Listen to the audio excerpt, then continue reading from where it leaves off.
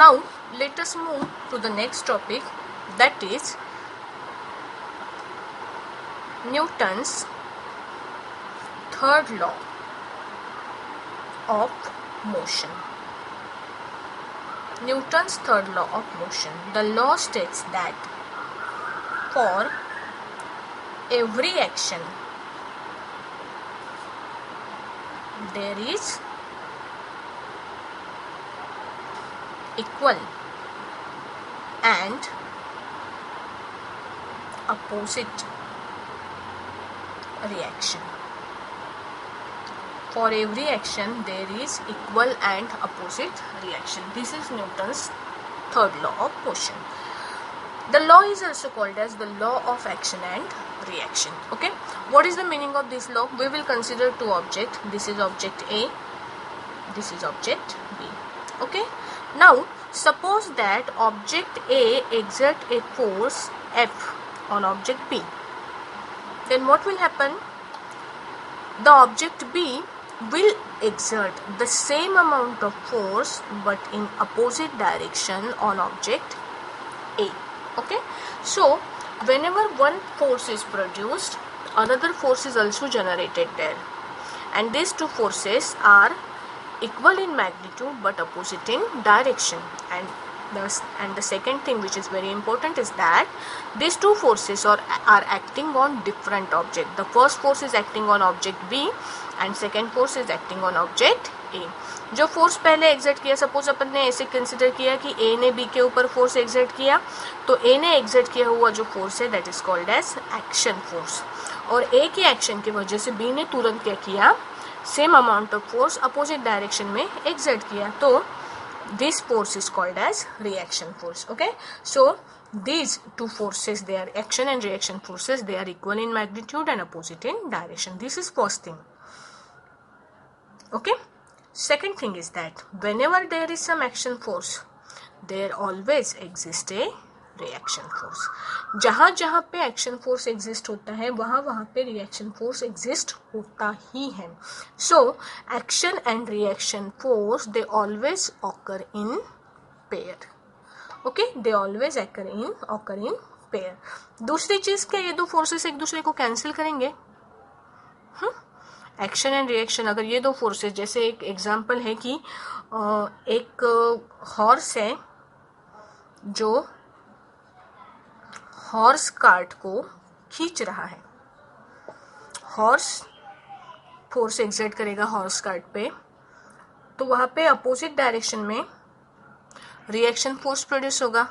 ये दो फोर्सेस एक दूसरे को कैंसिल करके वो हॉर्स कार्ट को क्या रहना चाहिए, एक ही जगह पे रहना चाहिए. तो ऐसा क्यों नहीं होता है? ऐसा क्वेश्चन आपको 9th स्टैंडर्ड में है, मेरे ख्याल से स्कूल के इसमें होगा, बराबर है ना.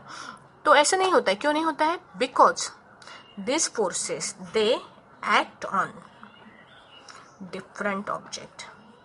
These two forces act on different objects, and that is why they do not cancel each other. These two forces, they are same in magnitude but opposite in direction, and still they do not cancel each other. Why they do not cancel each other?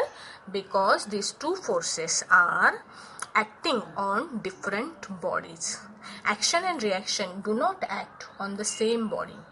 It involves two bodies, hence they do not cancel each other. Okay, it is not required that two bodies should have a physical contact to exert force on each other. Action reaction force exert करने के लिए bodies को physical contact में होना चाहिए क्या?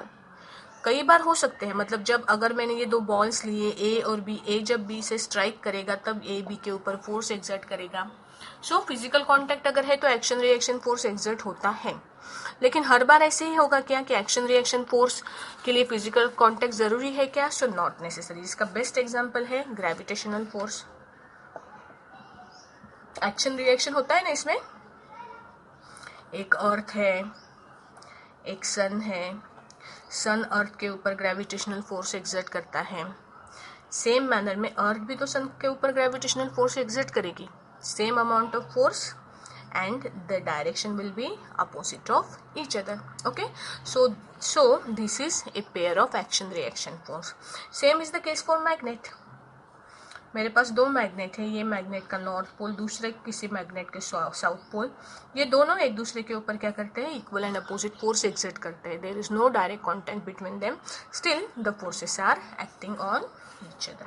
Okay, now we will see applications of Newton's third law of motion. कहाँ पे यूज किया जाता है Newton's third law of motion? Let us see. Applications.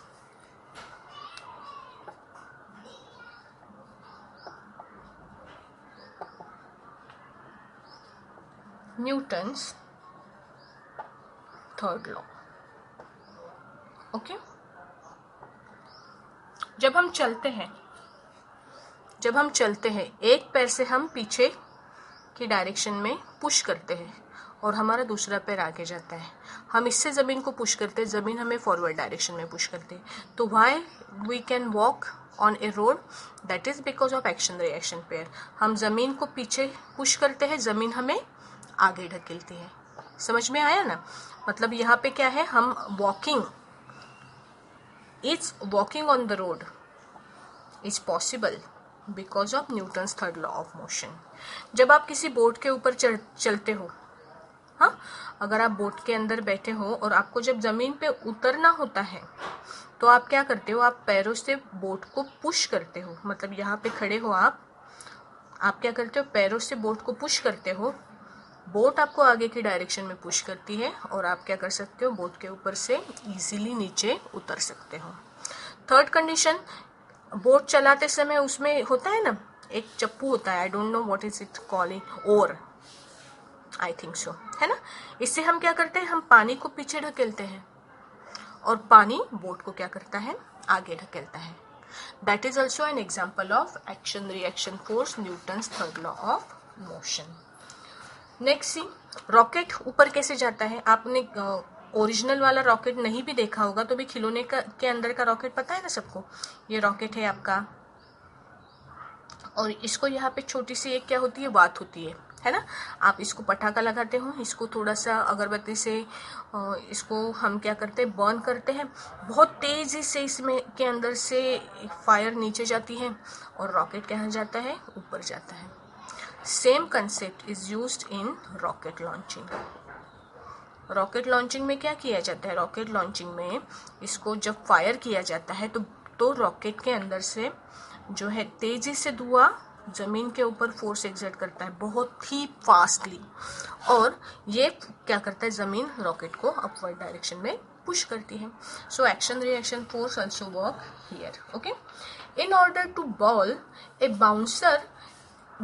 bouncer, a fast bowler have to pitch the ball very hard on the ground. जब बहुत मतलब ball को जितने हार्ड आप ग्राउंड के ऊपर पुश करोगे उतने तेजी से वो क्या है, स्पिन करके ऊपर जाता है ball. Okay, so these are some applications of Newton's third law of motion.